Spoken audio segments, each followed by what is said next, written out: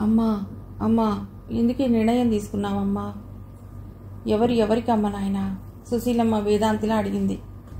అమ్మా, అంత అన్యాయంగా మాట్లాడకమ్మా. అమ్మ అన్యాయాలు చేయవద్దు. కొడుకులు మాత్రం తల్లి బతికుండగానే కొరివి పెట్టాలి, అవునా? చిత్తరంజన్ అడిగాడు పైపు పీలుస్తూ. అభిమన్యు అహం దెబ్బతింది. ప్రతి విషయంలో ఆయన ప్రమేయం ఎందుకో అర్థం కాలేదు. అయినా తను పోట్లాడాలని రాలేదు. బల్ల మీద అభిమన్యుకు సంబంధించిన పొలాల వివరాలున్నాయి. సుశీలమ్మ నగలు, విలువైన సామాను అమ్మి అది బ్యాంకులో వేసింది. దానిపై వచ్చే వడ్డీ తనకు వచ్చేలా ఏర్పాటు చేసుకుంది. ఆమె పుట్టపర్తి సాయిబాబా దగ్గరికి వెళ్ళి ఉండటానికి నిశ్చయించుకుంది. అక్కడ ఒక గది ఇస్తారట అద్దెకు.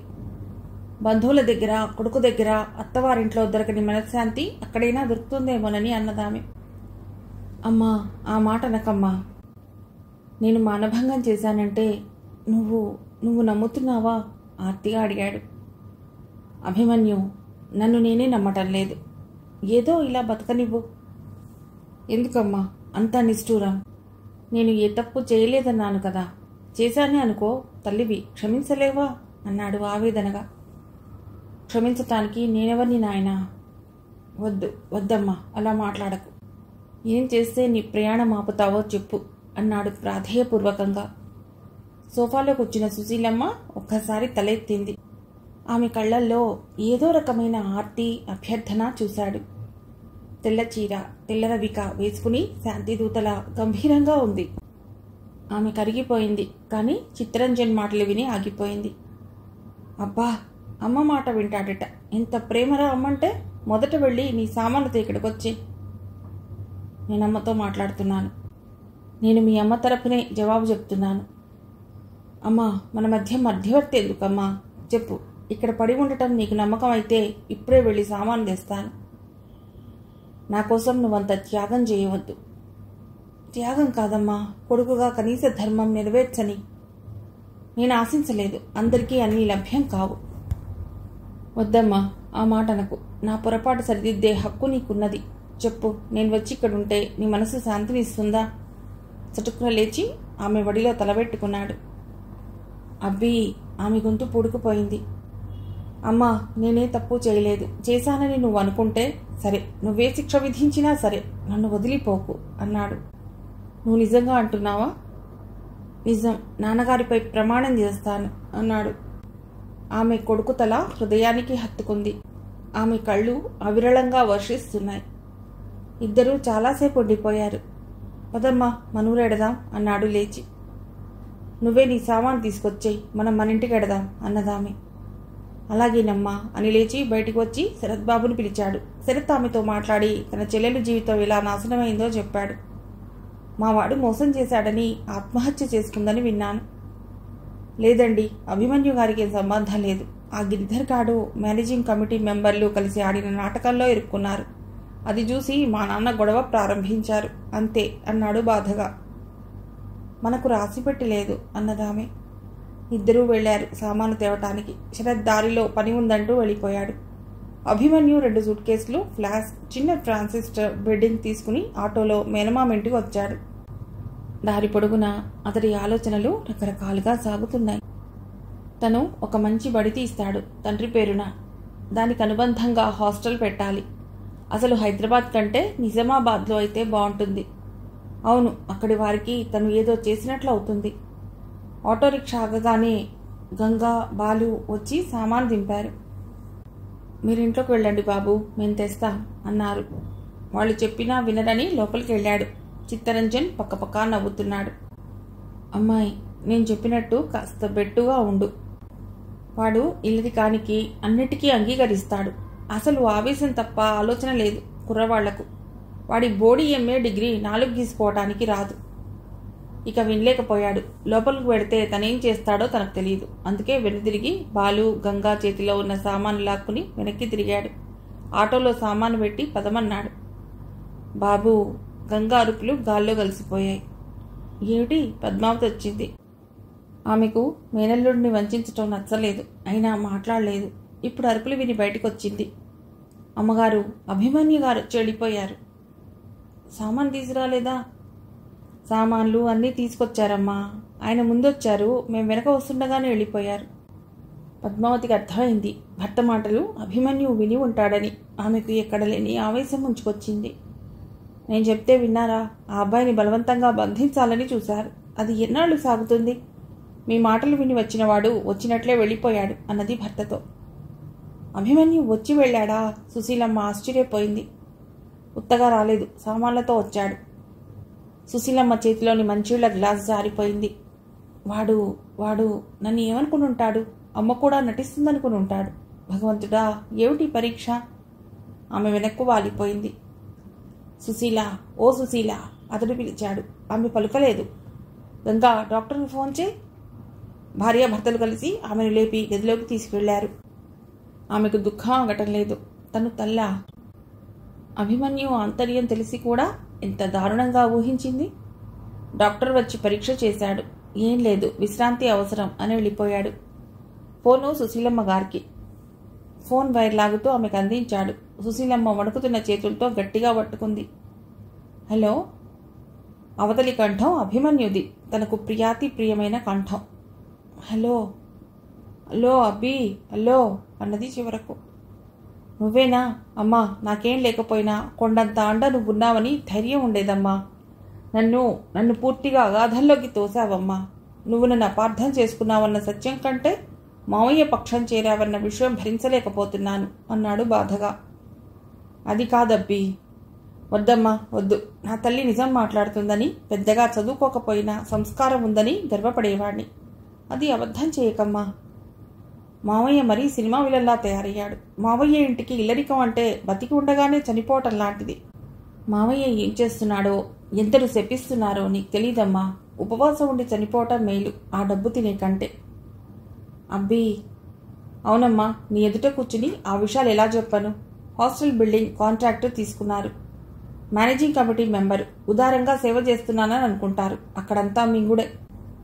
అక్కడ పనిచేసే మ్యానియాక్స్, మిగతా స్టాఫ్ సలాం కొట్టాలి, లేకపోతే వాళ్ళ పొట్ట కొడతాడు.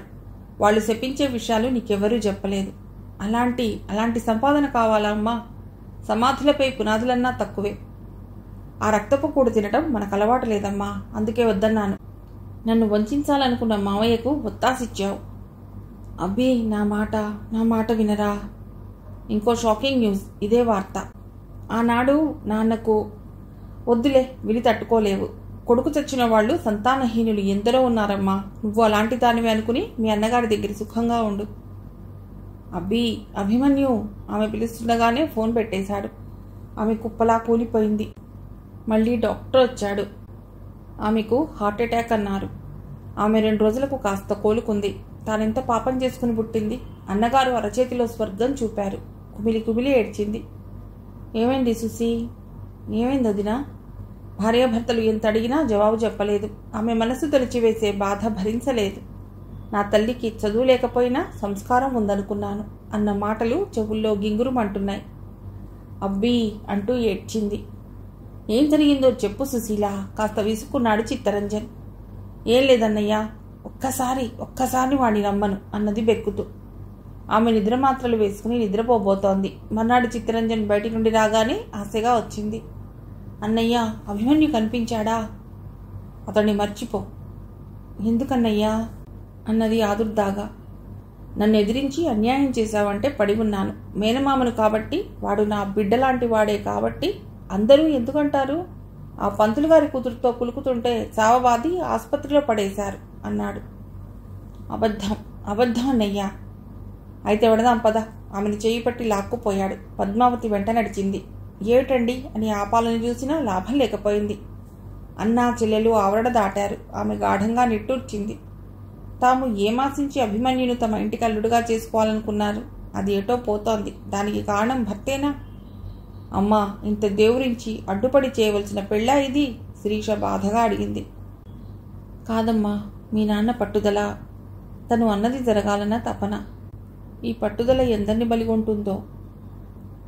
నేను నాన్న రాగానే చెప్తాను. నా గురించి అభిమన్యు పేరెత్తితే మీ కంటికే కనిపించను వార్నింగ్ ఇచ్చింది శిరీష. ఆమె ఆలోచిస్తూ కూర్చుండిపోయింది. శాంతి నడిచి వస్తూ ఆలోచిస్తోంది. తనకిష్టమైన వారికి సేవ చేయటానికి ఇంత ఉత్సాహంగా ఉంటుందా? ఆరాధించే వారిది ఏ తప్పైనా క్షమించేస్తామా? ఆమె అభిమన్యుని అభిమానిస్తున్నాననుకుంది. కానీ తన మనస్సు అతడికి అర్పణ అయిందని మర్చిపోయింది. అతను శశిని ప్రేమించాడన్న సత్యం జీర్ణించుకోలేకపోయింది. గత 2 రోజులు అలక సాగించేసరికి ఆమె తనువు అణువణువు అతడిని చూడాలని తహతహలాడింది. అతడిని చూడనిదే బ్రతకలేనేమోననిపించింది. తన అభిమానాన్ని అడుక్కు దొక్కింది. రోజు ప్రొఫెసర్ క్వార్టర్స్కు దూరంగా నిలబడేది. అతడు తల వంచుకుని నడిచి వెళ్ళిపోయే వరకు చూసేది. దగ్గరగా వెళ్ళి పులకరించాలని ఉన్నా నిగ్రహించుకునేది.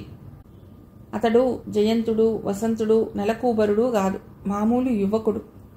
కానీ ఆరాధనకు, అభిమానించటానికి అర్థం ఉండదు. మనస్సు కోతి లాంటిది. అతడు నువ్వు నాకు నచ్చలేదు అని చెప్పకపోయినా ఇండైరెక్ట్గా అదే చెప్పాడు.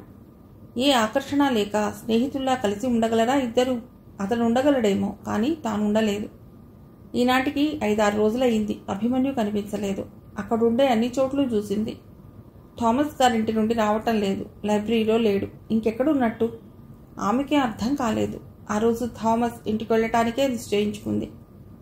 చకచకా వాళ్ళ ఇంటికి వెళ్ళింది. ఆమె బెల్ కొట్టబోయింది. తలుపులు తెరుచుకున్నాయి. ఫ్లాస్క్, చిన్న క్యాన్ పట్టుకుని బయటకు వచ్చింది కరుణ. ఆమె navy blue white checks maxi వేసుకుంది. జుట్టు వేలిముడి వేసుకుంది. హలో కరుణ. శాంతి, మీరా? మీకు ఈ విషయం తెలిసినా? అభిమన్యు గారికి యాక్సిడెంట్ అయింది. అతి ప్రయత్నం మీద యాతను ఉపయోగిస్తూ అంది. లేదే, ఎలా జరిగింది? అది నాకు తెలియదు. వారు తెలివిలోకి వస్తే గానీ చెప్పలేము. ఆయన స్పృహలో లేరా? శాంతికి దుఃఖం ముంచుకొచ్చింది. రండి, నేను ఆసుపత్రికి వెడుతున్నాను అన్నది కరుణ.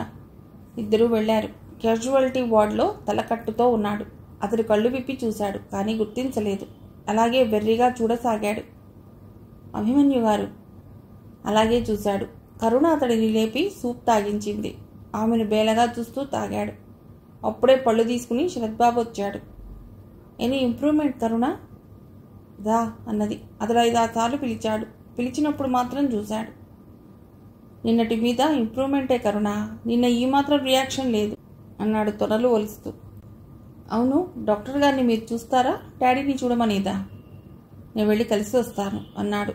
అతడు వదిలిపెట్టిన పండు తొనలు తను ఒలవడం మొదలెట్టింది. కరుణ బయటికి వెడితే బావుండును. తన హృదయభారం తీరే వరకు అతడి గుండెల్లో తలదాచుకుని ఏడ్చేది. ఆమె అభిప్రాయం కనిపెట్టినట్టే కరుణ లేచింది. గ్లూకోజ్ కొనాలని మర్చిపోయాను అని బయటికి వెళ్ళింది. ఆమె వెళ్ళగానే అతడి హృదయంలో తలదాచుకుని బావురుమంది. అతడు కదిలాడు, కానీ ఒక్క మాట అనలేదు. శాంతి హృదయం శాంతించింది. లేచి కళ్ళు తుడుచుకుంది. అతడిపైకి వంగింది. అభిమన్యు. అతను రెప్పలు తాటించాడు. అతడు ఒక్క క్షణం నిశ్చలంగా చూశాడు. శాంతి, శాంతి అన్నాడు. అభిమన్యు, నేను శాంతిని. గుర్తించావా? శరత్బాబు గారు, కరుణ. అయ్యో, ఎవరూ లేరా? పిచ్చిగా అరిచింది శాంతి. మళ్ళీ అపస్మారంలోకి వెళ్ళిపోయాడు అభిమన్యు. వాళ్ళు రాగానే చెప్పింది. వాళ్లతో వచ్చిన డాక్టర్ మొహం వికసించింది. అతడు పరీక్ష చేశాడు. మరో 10 నిమిషాలకు శరత్ను గుర్తించాడు. అలా 10 రోజులు పట్టింది అందరినీ గుర్తించటానికి. శాంతి, శాంతి, నాకేమైంది? మీరే చెప్పాలి. యాక్సిడెంట్ అయి యూనివర్సిటీ రోడ్డు మీద పడి ఉంటే లారీ అతడు తెచ్చి ఆసుపత్రిలో చేర్పించాడు. అక్కడ డాక్టర్ గుర్తించి కరుణకు చెప్పాట. అతడు ఏదో గుర్తు తెచ్చుకోబోయి అబ్బా అని మూలిగాడు. కరుణ సూప్ తెస్తుంది. శాంతి దినమంతా హాస్పిటల్లో ఉంటుంది. సాయంత్రం వెళ్ళిపోతుంది. ఉదయం సాయంత్రం కరుణ వస్తుంది. రాత్రి శరత్బాబు ఉంటున్నాడు. సాయంత్రం శాంతిని పంపించొచ్చింది. కరుణ ఆమె తెల్లని లూజ్ మ్యాక్సీ వేసుకుని గమ్మత్తుగా ఉంది. జుట్టంతా కట్టి రబ్బర్ బ్యాండ్ పెట్టుకుంది. ఏం కరుణ, ఆలస్యమైంది? నువ్వు వెళ్ళకూడదు? వెళతాను. ఈరోజు డాడీకి మీటింగు. వెళ్ళినా ఒక్కదానినే ఉండవలే అన్నది. అతడు ఆమెనే చూస్తుండిపోయాడు. శరత్బాబు గారు, అతడికి తల్లి మరణ వార్త ఇలా చెప్పెదరు? శరత్బాబు ఆ క్షణం అది సీరియస్ డిస్కషన్ అని మర్చిపోయాడు. ఐఎమ్ సారీ కరుణ, అదే నాకు తోచడం లేదు. ఆమె పేషెంట్ అని తెలిసి కూడా అతడు ఎందుకు తెచ్చాడో అర్థం కావటం లేదు. మూర్ఖుడు వాణ్ణి. శరత్బాబు పిడికిళ్ళు బిగుసుకున్నాయి. I pity him. ప్రియురాలు, తల్లి ఇద్దరూ పోయారు. నిజమే కరుణ, అతనంటే నీకు ఇష్టమా? అతనంటే ఇష్టపడనిదెవరు? మరి నీ అభిప్రాయం చెప్పావా? శరత్ గారు, మనం ఇష్టపడతాం. అందమైన వస్తువులను అన్నీ ఆ వస్తువులతో చెప్పలేము. అంటే అభిమన్యు గారు మీ దృష్టిలో ఒక వస్తువు లాంటి వారా? కాదు, అతడి పట్ల నాకున్న అభిప్రాయం వ్యక్తం చేయటం ఎవరికీ మంచిది కాదు అన్నది తలవాల్చి. కరుణ, అతడి తల్లిని మరిపించే బాధ్యత నీదే. ఆమె జవాబు చెప్పలేదు. చెమర్చిన కళ్ళు తుడుచుకుంది. అలా 3 సేవల వలన మరో 10 రోజులకు కోలుకున్నాడతడు. శాంతి, నీకు పరీక్షలు దగ్గరకు వచ్చాయేమో అన్నాడు ఒకరోజు. పరీక్ష మీ ప్రాణం కంటే ఎక్కువ కాదు. ఏమిచ్చి మీ రుణం తీర్చుకోవాలి? ప్రాణం ఇవ్వమనలేండి. ప్రాణం కూడా మీదే శాంతి. అయితే జాగ్రత్తగా కాపాడతాం అన్నది. పళ్ళరసం తీసిచ్చింది. అతడు తాగాడు. ఒక చిన్న సహాయం చేయి శాంతి. చెప్పండి. అతడికి తుండుతో ఒళ్ళు తుడిచి పౌడర్ వేస్తూ అంది. కొంచెం మావయ్య ఇంటికి ఫోన్ చేసి అమ్మకి విషయం చెప్పు. మంచిది అన్నది. ఆ సాయంత్రం ఆమె వెళ్ళటానికి తయారైంది. శాంతి, అమ్మకు నా విషయం చెప్పావా? ఒక్క నిమిషం ఆలోచించింది. ఏం చెప్పాలో తెలియలేదు. ఏం చెప్పాలి?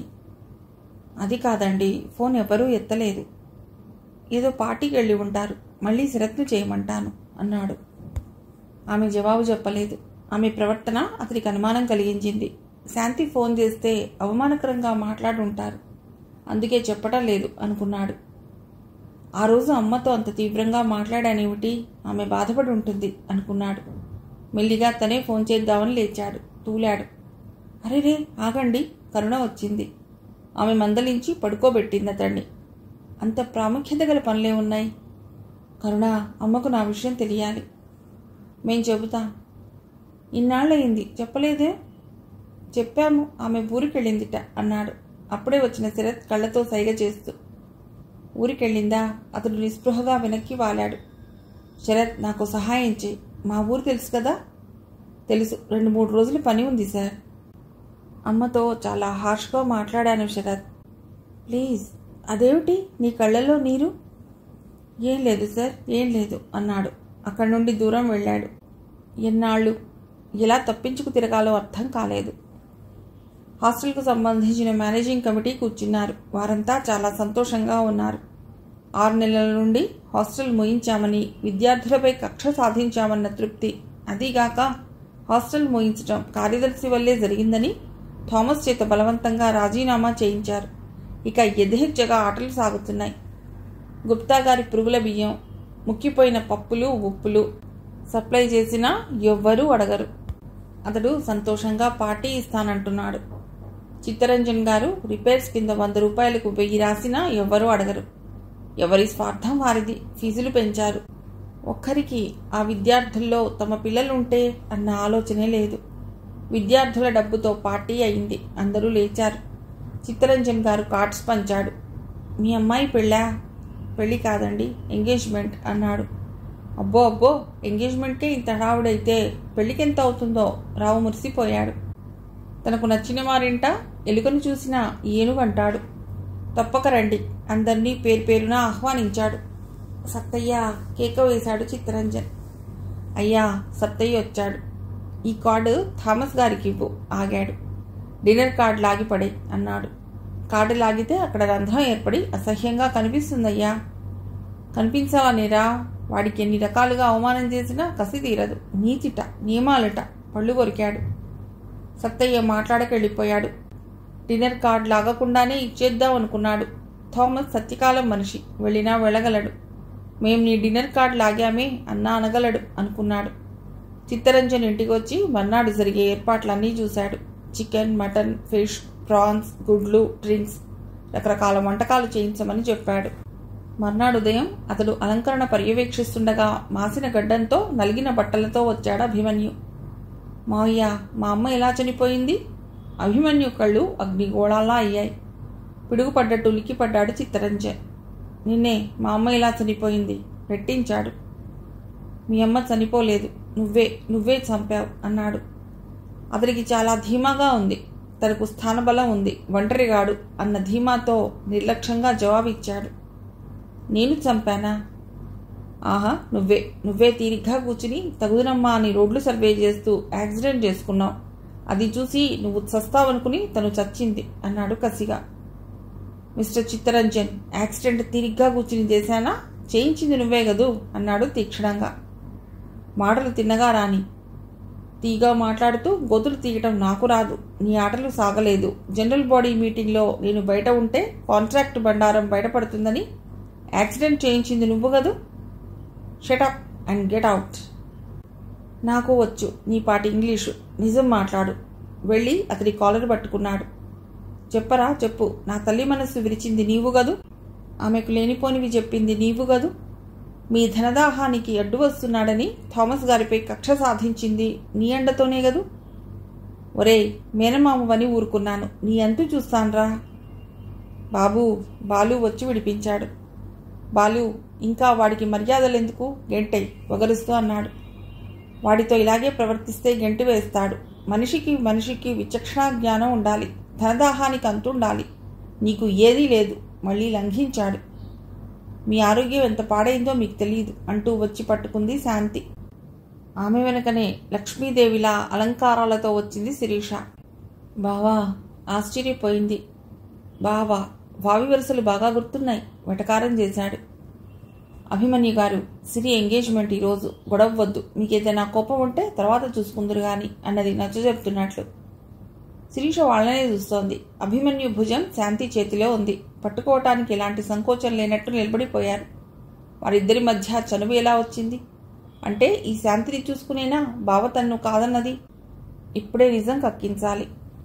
శాంతి, నువ్వు ఒక్కసారి ఇలారా. శిరీష పిలిచింది. వస్తున్నానే. అభిమన్యు గారు, ప్లీజ్ మీరు వెళ్ళిపోండి అన్నది బతిమాలుతూ. నేను తీసుకువెళతాను, మీరు వెళ్ళండి. పదండి సార్ అన్నాడు అప్పుడే అక్కడికి వచ్చిన శరత్.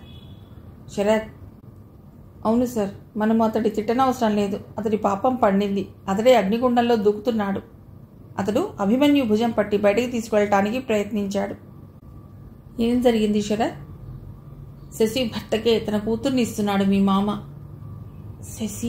శశి భర్తకా? అవును సార్. రెండో పెళ్లి వాడికా? ఆశ్చర్యంగా చూశాడు.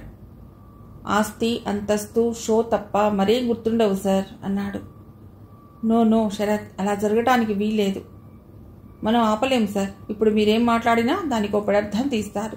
తల్లిదండ్రుల ఆస్తితో పాటు పాపపుణ్యాలు కూడా అంటుతాయి నవ్వాడు శరత్ బాబు. నీవు పొరపాటు పడలేదు కదా. బయట షామియానాలో పెళ్లికొడుకు కూర్చున్నాడు అన్నాడు శరత్. ఇద్దరూ బయటకు వచ్చారు. మధ్యగా వేదిక కట్టారు. ఒకవైపు కుర్చీల్లో స్త్రీలు కూర్చున్నారు. రెండో వైపు పురుషులు కూర్చున్నారు. ఆ స్త్రీలలో గంధం రంగు కడియం చీర కట్టుకుని నగలతో ధగధగా మెరిసిపోతోంది.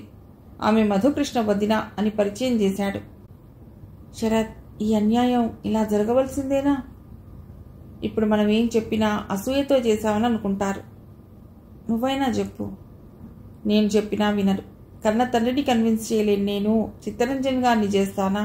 పదండి. ఈ ప్రపంచంలో అన్నిటికన్నా డబ్బుకే ప్రాధాన్యత ఇస్తారు. బలవంతంగా లాక్కుపోయాడు శరత్. శిరీష శాంతిపై మండిపడుతుంది. చెప్పవే చెప్పు. మా బావకు నీకు ఎలా పరిచయం? నా నుండి బావను నువ్వే దూరం చేశావు గదు అన్నది శాంతి రెక్క గుచ్చి పట్టుకుని. శ్రీ ఆశ్చర్యంగా చూసింది. దిక్కులేని దానవని దయతలిస్తే నాకే ద్రోహం చేస్తావా? సిరి, మీ బావను ప్రేమించిన మాట వాస్తవమే. ఆమె మాట పూర్తి కాకమునిపే ఆమె రెండు చెంపలు పగిలిపోయాయి. ఎంత ధైర్యమే నీకు? చెంపలు తడుపుకుంది శాంతి. ధైర్యంగా చెప్తున్నాను. అతడు నన్ను ప్రేమించలేదు. మరొక అమ్మాయిని ఆరాధించాడు. అది తెలిసి కుమిలిపోయాను. కానీ అతడు యాక్సిడెంట్ అయి ఆసుపత్రిలో ఉంటే దిక్కులేని చావని అని అంకులు ఊరుకున్నారు. నేను ఊరుకోలేకపోయాను అన్నది మెల్లని స్వరాన. నువ్వు చెప్పేదంతా నిజమేనా? తగ్గిపోయి అడిగింది సిరి. ఎలా చెబితే నిజమని నమ్ముతావు? శిరీష మాట్లాడలేదు. అతడు నిన్ను అభిమానించాడు. అంకుల్ మూర్ఖత్వం, నీ అహంకారం అతన్ని దూరం చేశాయి. మనిషిని హద్దుల్లో ఉంచి ఆంక్షలు పెట్టి మన దారికి తెచ్చుకోలేము. అది అర్థం చేసుకో. శాంతి, అవును శిరీష, తను మీ ఇంటికి ఇల్లరికం రావటం ఇష్టం లేదు. నీకు అతడి ఇష్టమైతే అతడి వెంట పెడతానని అనలేదేం? వాళ్ళమ్మకు అతడి పరిస్థితి చూపించి అతడి ప్రాణం పోయిందన్న భ్రమ కలిగించి ఆమె ప్రాణం తీశారు. నోరుముయ్, ఆమె గుండె ఆగి చనిపోయింది. అదే ఎందుకు ఆగిపోయింది? మీ మూలంగా. యూనివర్సిటీ అంతా ఏమనుకుంటుందో తెలుసా? యాక్సిడెంట్ చేయించింది మీ నాన్నే అని. అంతటి అల్లుడు దొరకడనా? అల్లుడు దొరకడని కాదు, హాస్టల్లో అతడి బండారం బయటపడిందని. ఆసుపత్రిలో రోజు శాంతి అమ్మకు ఫోన్ చేయి, చెయ్యి అంటుంటే నిజం దాచలేక ఈ స్థితిలో అతడికి చెప్పలేక చచ్చాం అన్నది. శిరీష మౌనంగా శాంతినే చూడసాగింది. అతను తల్లికి తెలిసినా రాలేదని స్త్రీ జాతిని ఏవగించుకుంటుంటే చూసి ఎంత బాధపడ్డానో నువ్వెరగవు. మా డాడీ అంత కక్ష కట్టాడా? కట్టలేదా?